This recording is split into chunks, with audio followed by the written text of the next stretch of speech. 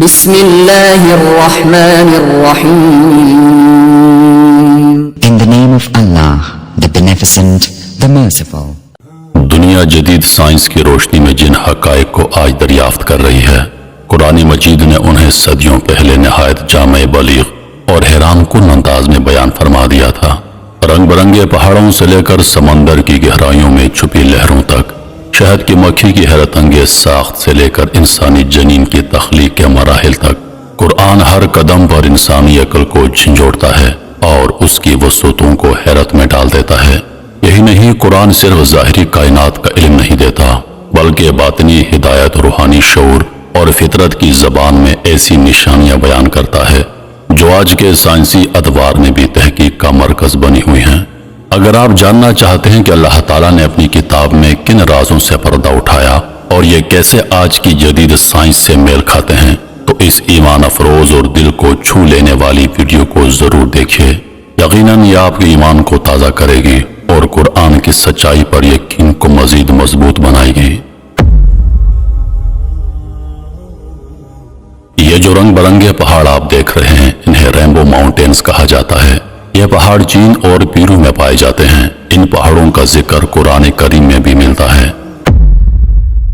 تو نے نہیں دیکھا کہ اللہ نے آسمان سے پانی برسایا، پھر ہم نے اس سے مختلف رنگوں والے پھل پیدا کیے، اور پہاڑوں میں بھی سفید، سرخ اور دیگر مختلف رنگوں والے راستے ہیں، اور کچھ پہاڑ بہت سیاہ رنگ کے بھی ہیں۔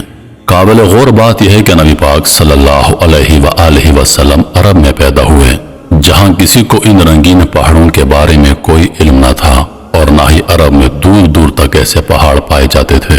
تو آخر نبی پاک صلی اللہ علیہ وآلہ وسلم یہ کیسے خود سے بیان کر سکتے تھے؟ کیا ابھی آپ لوگ قرآن کی سچائی کا انکار کریں گے؟ آپ نے سمندر کی لہروں کو تو ضرور دیکھا ہوگا، لیکن کیا آپ کو معلوم ہے کہ سمندر کے اندر بھی لہریں ہوتی ہیں؟ انہیں انٹرنل ویوز یعنی داخلی لہریں کہا جاتا ہے۔ جب سمندر میں پانی ایک سطح پر حرکت کرتا ہے اور کسی رکاوٹ کی وجہ سے خلل پیدا ہوتا ہے تو لہریں بنتی ہیں۔ یہ حقیقت 1893 میں دریافت کی گئی تھی، مگر قرآن نے ہمیشہ کی طرح یہ حقیقت بہت پہلے بیان کر دی تھی۔ یا جیسے کوئی گہرے سمندر میں ہو جہاں اندھیرے پر اندھیرا چھایا ہو، جیسے اوپر ایک لہر نے ڈھانپا ہو اور اس لہر پر ایک اور لہر ہو، پھر ان لہروں کے اوپر بادل چھائے ہوں۔ قرآن کا یہ راز بہت ہی حیران کن ہے۔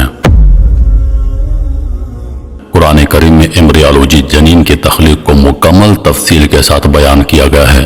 یہاں بتایا گیا ہے کہ کس طرح اللہ تعالیٰ نطفے کو جسم میں داخل کر کے بچے کی تخلیق کرتا ہے، جبکہ سائنس نے 19ویں صدی میں ایمبریالوجی کو دریافت کیا۔ اس سے پہلے کوئی نہیں جانتا تھا کہ نطفہ جسم کے اندر کس طرح مراحل سے گزرتا ہے اور بچہ بنتا ہے۔ پھر ہم نے نطفے کو مضبوط جگہ میں ٹھہرایا، پھر نطفے کو خون کا لوتھڑا بنایا، پھر لوتھڑے کو گوشت کی بوٹی بنایا، پھر بوٹی کو ہڈیاں بنایا، پھر ہم نے ان ہڈیوں پر گوشت چڑھایا، پھر ہم نے اسے ایک اور صورت میں بدل دیا۔ تو بہت ہی بابرکت والا ہے وہ اللہ جو سب سے بہترین بنانے والا ہے۔ 1400 سال پہلے کسی انسان کے لیے بغیر کسی جدید آلات کے یہ سب کچھ جاننا ناممکن تھا۔ ڈاکٹر کیتھ مور جو انسانی جنین اور اناٹومی کے ماہر ہیں، انہیں سعودی عرب میں مدعو کیا گیا، جہاں عبدالعزیز یونیورسٹی نے انہیں قرآن کی وہ آیات دکھائیں جن میں انسانی ایمبریو کو بیان کیا گیا تھا۔ جیسے ہی ڈاکٹر کیتھ مور نے ان آیات کو پڑھا، وہ حیرت زدہ رہ گئے۔ انہوں نے کہا، The statement in the Quran and the Hadith describe human embryonic development with remarkable accuracy. It is inconceivable that this knowledge could have been known in the 7th century. جیسا کہ آپ نے دیکھا کہ ڈاکٹر کیتھ مور قرآن کے اس معجزے کو دیکھ کر حیرت زدہ رہ گئے تھے۔ یہ جگہ جسے آپ دیکھ رہے ہیں، اسے ڈیتھ ویلی کہا جاتا ہے۔ یہاں جو بڑے بڑے پتھر آپ کو نظر آ رہے ہیں، ان کا اوسطاً وزن 320 پاؤنڈ تک ہوتا ہے، مگر حیران کن بات یہ ہے کہ یہ پتھر خود بخود حرکت کرتے ہیں۔ جی ہاں، آپ نے بالکل صحیح سنا، یہ پتھر بغیر کسی انسان یا جانور کی مدد کے خود سے حرکت کرتے ہیں۔ کئی سالوں تک سائنسدان اس بارے میں پریشان رہے کہ آخر یہ پتھر کیوں حرکت کرتے ہیں۔ بالآخر 2014 میں سائنسدانوں نے ٹائم لیپس فوٹوگرافی کا استعمال کر کے ان پتھروں کی حرکت کو قید کر دیا۔ جیسا کہ ویڈیوز میں دیکھا گیا، سردیوں میں بارش کے بعد ایک تالاب بنتا ہے جو راتوں رات جم جاتا ہے اور اگلے دن سورج کی حرارت سے پگھلنے لگتا ہے۔ جیسے ہی ہلکی سی ہوا چلتی ہے، برف کے ٹکڑے ان پتھروں کے پیچھے جم جاتے ہیں اور انہیں دھکیلنا شروع کر دیتے ہیں۔ قرآن میں اللہ تعالیٰ نے فرمایا، پھر اس کے بعد تمہارے دل سخت ہو گئے، پس وہ پتھروں کی مانند ہیں، بلکہ ان سے بھی زیادہ سخت، اور پتھروں میں سے کچھ ایسے ہیں جن سے نہریں پھوٹتی ہیں، اور کچھ ایسے ہیں جو پھٹ جاتے ہیں تو ان سے پانی نکلتا ہے، اور کچھ اللہ کے خوف سے گر پڑتے ہیں، اور اللہ تمہارے اعمال سے غافل نہیں ہے۔ اس آیت میں اللہ تعالیٰ نے حیران کن بات بیان فرمائی۔ یہاں کچھ ایسے پتھروں کا ذکر ہے جو اللہ کے خوف سے گر پڑتے ہیں۔ یہاں صرف عام چٹانوں کے گرنے کی بات نہیں ہو رہی، کیونکہ وہ تو ایروین یا ہوا کی وجہ سے گرتے ہیں۔ اس مقام پر ممکنہ طور پر انہیں خود سے حرکت کرنے والے پتھروں کی بات ہو رہی ہے۔ اللہ بہتر جانتا ہے۔ قرآن میں اللہ تعالیٰ نے فرمایا، بے شک اللہ اس بات سے نہیں شرماتا کہ وہ مچھر یا اس سے بھی زیادہ کسی چیز کی مثال بیان فرمائے۔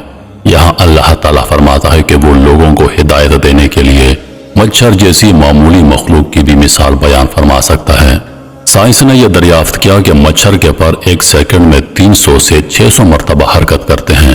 صرف یہی نہیں، مچھر کے پاس نہایت حساس olfactory receptors ہوتے ہیں، جن کی وجہ سے وہ انسانوں اور جانوروں کو دور سے محسوس کر لیتے ہیں۔ اسی طرح ان میں ہیٹ اور ویژول سینسر بھی موجود ہوتے ہیں جو شکار کو ڈھونڈنے میں مدد کرتے ہیں۔ مچھر کی آنکھوں میں ایسے سینسر ہوتے ہیں جن سے 360 ڈگری تک دیکھ سکتے ہیں اور رات کو بھی آسانی سے دیکھ لیتے ہیں۔ حیرت کی بات یہ ہے کہ مچھر دنیا کے سب سے خطرناک جانداروں میں شامل ہیں، کیونکہ ان کی وجہ سے ہر سال 10 لاکھ لوگ ہلاک ہو جاتے ہیں۔ اس لیے قرآن میں یہ بھی بیان فرمایا گیا ہے، جو ایمان لانے والے ہیں وہ جانتے ہیں کہ یہ ان کے رب کی طرف سے حق ہے، اور جو کافر ہیں وہ کہتے ہیں کہ اللہ کو اس مثال سے کیا مراد ہے۔ اللہ اس کے ذریعے بہتوں کو گمراہ کرتا ہے اور بہتوں کو ہدایت دیتا ہے، اور وہ اس سے صرف نافرمانوں ہی کو گمراہ کرتا ہے۔ یعنی کہ اتنی معمولی مخلوق میں بھی اللہ نے نشانی رکھی ہے ہدایت کے لیے۔ اور تمہارے رب نے شہد کی مکھی کے دل میں یہ بات ڈال دی کہ پہاڑوں میں، درختوں میں اور چھتوں یعنی لوگوں کے گھروں میں اپنا گھر بناؤ، پھر ہر قسم کے پھلوں میں سے کھاؤ اور اپنے رب کے بنائے ہوئے نرم و آسان راستوں پر چلتی رہو۔ اس کے پیڑ سے ایک پینے کی چیز نکلتی ہے جو مختلف رنگوں کی ہوتی ہے، اس میں لوگوں کے لیے شفا ہے، بے شک اس میں غور و فکر کرنے والوں کے لیے ایک نشانی ہے۔ یہاں اللہ تعالیٰ نے فرمایا کہ شہد میں لوگوں کے لیے شفا ہے۔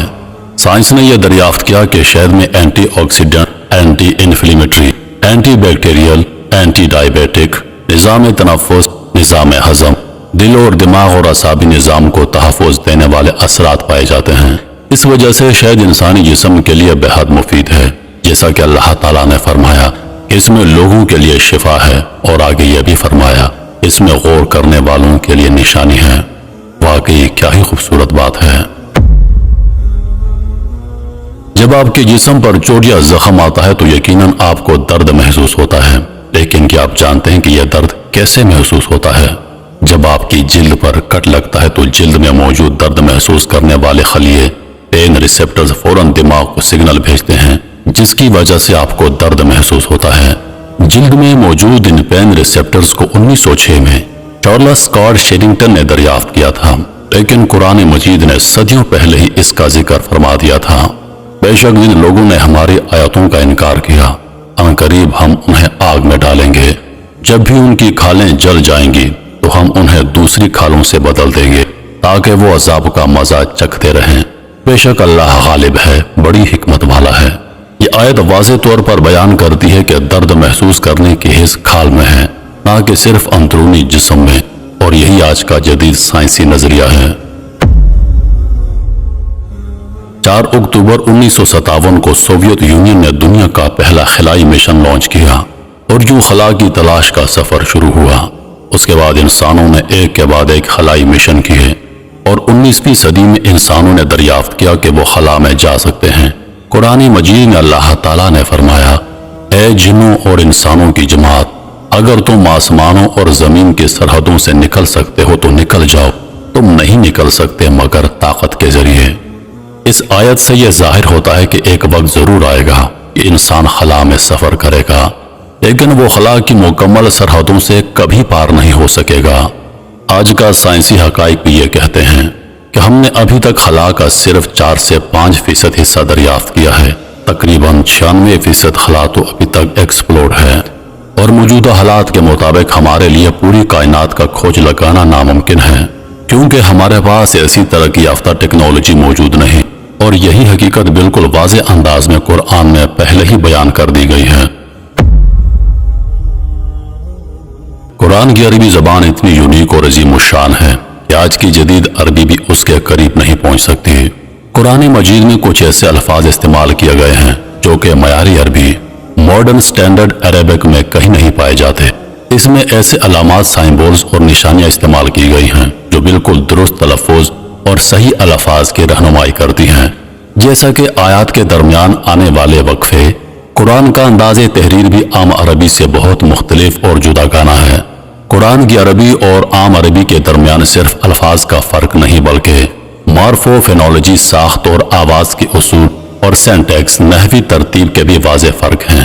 اسی وجہ سے نبی کریم صلی اللہ علیہ وآلہ وسلم کے زمانے میں جب کفار قرآن کو سنتے تھے تو وہ جانتے تھے کہ یہ کلام کسی انسان کا خود ساختہ نہیں ہو سکتا، بلکہ یہ صرف اور صرف اللہ تعالیٰ کا کلام ہو سکتا ہے۔ اس لیے اللہ تعالیٰ نے قرآن میں تمام انسانوں کو چیلنج دیا ہے کہ اگر تم انسان اور جنات مل کر بھی کوشش کریں کہ اس قرآن جیسی ایک کتاب لے کر آئیں تو وہ ہرگز نہیں لا سکتے، خواہ وہ ایک دوسرے کے مددگار ہی کیوں نہ بن جائیں۔